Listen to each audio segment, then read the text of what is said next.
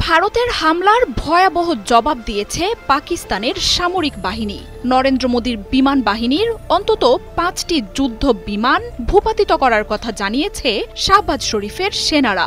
I can confirm you that 5 Indian aircrafts, including 3 Rafale, 1 Su-30 and 1 MiG-29 have been shot down, and 1 Heron drone has also been shot down. যার মধ্যে আকাশ প্রতিরক্ষায় থাকা অত্যাধুনিক Rafale যুদ্ধ বিমানও রয়েছে।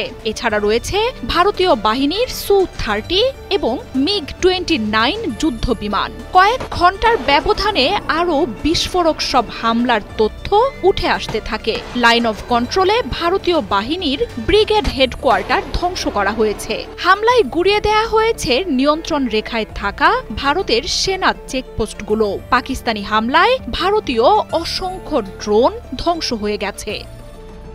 মঙ্গলবার মধ্যরাতে পাকিস্তান নিয়ন্ত্রিত আজাদ কাশ্মীরে বিমান ও ক্ষেপণাস্ত্র হামলা চালায় ভারত।